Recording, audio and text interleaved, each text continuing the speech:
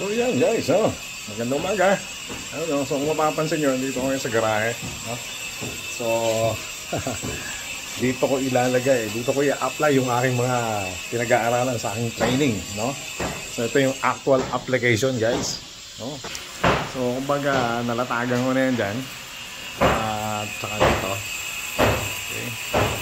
Yan. So ayan, nalatagan ko na yan dyan dito. Okay. Problema lang kasi dito sa layout, yung original layout,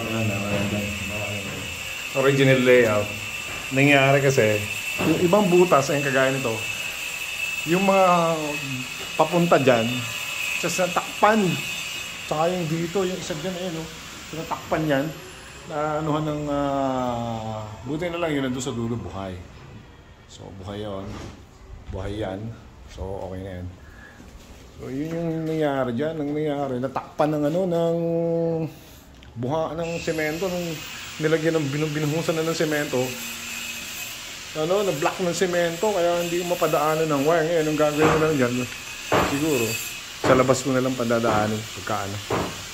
Yan guys, yan yung mga So meron ako dito mga nailatag ko na yung wire, yung outlet at saka lightings na wiring, kumbaga nakapaikot na yung papunta ron hanggang dun. So iano ko na, branch na lang para sa mga outlet at saka sa switches at saka sa ilaw. Yun guys. Actual application ng ating pinag-aaralan. Okay?